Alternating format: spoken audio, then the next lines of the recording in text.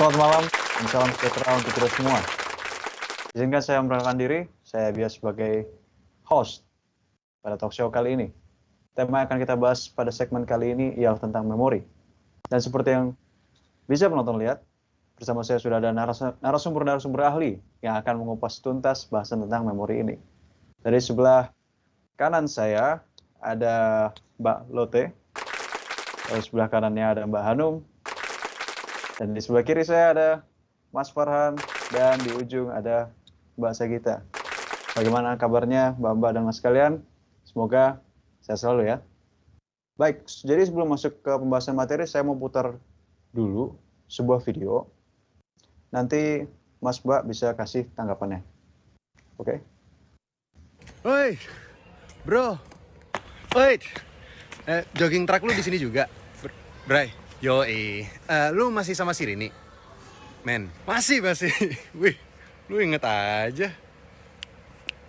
Coy, inget dong. Kalau lu gimana? Masih kerja di Jalan Cendrawasih 5 nomor 12B, kode pos 14005. Sob, udah resign, ngap. Gue lanjut ya, sis. Siap. Hati-hati, Mas. Dimas. Bukan. Roni. Oke, itu dia videonya. Saya mau dengar dari Mbak Sagita dulu. Silakan, Mbak. Baik, terima kasih Mas Bias. Jadi sebelumnya kita breakdown dulu ya, jenis-jenis penyimpanan memori.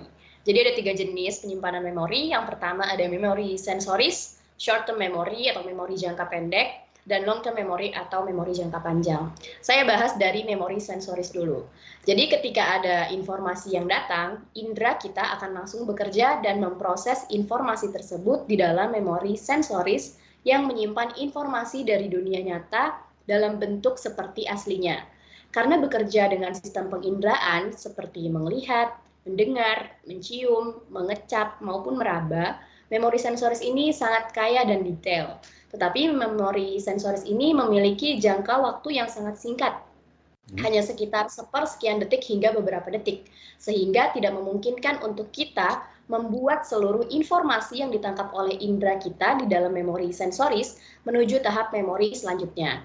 Contohnya itu ketika kita berada di suatu taman. Di sana ada bunga-bunga, suara kicauan burung, suara pedagang yang lalu lalang, matahari yang terik, air mancur, serta wajah setiap orang yang melewati kita. Nah, sebetulnya ada banyak informasi yang masuk ke dalam indera kita tadi, tapi hanya beberapa informasi yang akan diproses lebih lanjut setelah diproses dalam memori sensoris. Gitu. Oke, I see. Berarti memori sensoris ini sesuai namanya ya, menahan memori yang sedang kita terima secara real time agar dapat diproses oleh otak. Begitu benar? Iya, seperti itu. Nah, informasi tersebut setelah berada di memori sensoris bisa dilanjutkan ke tahap memori selanjutnya, namun membutuhkan yang namanya atensi atau perhatian. Dalam artian, tidak sekedar melihat atau mendengar, namun memberikan fokus terhadap informasi tersebut. Nah, mungkin untuk selanjutnya ini bisa dijelaskan oleh Mbak Lotte. Oke, langsung saja. Silakan Mbak Lotte. Oke, makasih Mbak Gita dan Mas Bias. Nah, tahap selanjutnya itu ada yang disebut short term memory atau kalau dalam bahasa Indonesianya itu memori jangka pendek. Dia itu berada di bagian depan otak atau di frontal lobe. Seperti namanya short term memory, dia merupakan tempat awal kita memproses suatu hal atau kejadian-kejadian baru yang mau kita mengerti gitu kan. Nah, short term memory ini kayak namanya ya, dia itu memproses sesuatu kejadian dalam waktu itu secara singkat aja, kayak sekitar 30 detik gitu.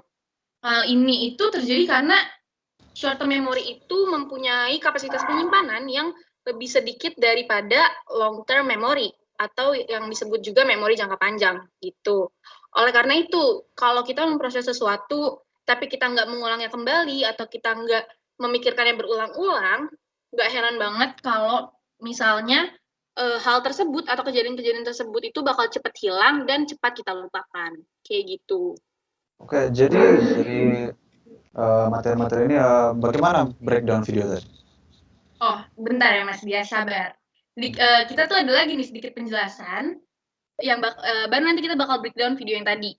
Nah, mungkin penjelasan selanjutnya bisa dibantu sama Mas Farhan. Terima kasih Mbak Lotte. Saya melanjutkan untuk long term memory selanjutnya.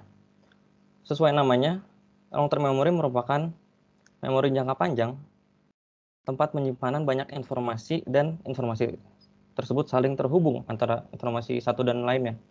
Nah, memori jangka panjang ini hasil dari pengulangan informasi memori-memori jangka pendek. Nah, yang tadi dialami dalam video adalah dua orang ini lupa nama antara masing-masing, tapi untuk hal lain mereka ingat. Nah, lupa ini ada penyebabnya. Di antaranya ada dua.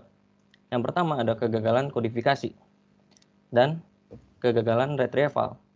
Yang pertama, kegagalan kodifikasi atau gagal saat input informasi, sehingga informasi tidak dapat diproses menjadi memori jangka panjang. Dan yang kedua, kegagalan retrieval adalah gangguan saat kita ingin mengingat atau mengambil suatu informasi yang lama, tapi terganggu oleh informasi-informasi yang baru. Dan berlaku juga sebaliknya, terutama apabila informasi yang didapatkan adalah kontradiksi antar informasi lainnya. Begitu Mbak Lotte. Tapi kalau dipikir-pikir, lucunya itu karena si cowok ini, mereka lupa nih nama temen-temennya, tapi mereka bisa ingat dengan spesifik di mana temen-temennya ini tuh bekerja. Kalau menurut saya sih, ini mungkin gangguan retrieval ya. Memang bagian itu sepertinya dirasa sangat berlebihan ya. Bagaimana mungkin nih seseorang mengingat informasi yang kalah pentingnya dengan informasi yang ia lupakan.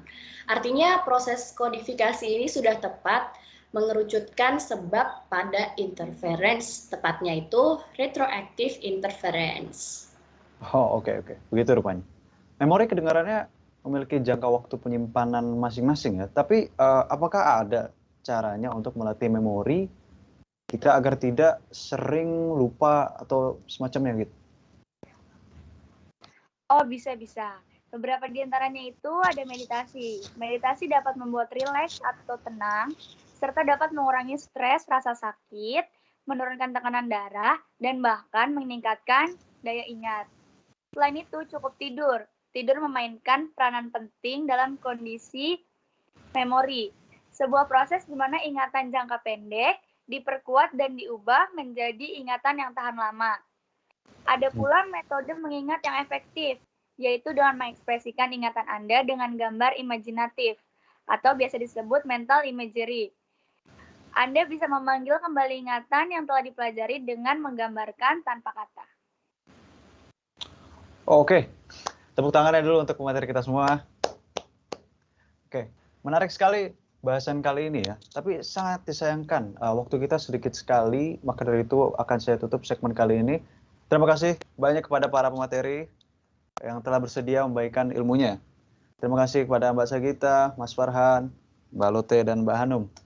Selamat malam dan sampai jumpa.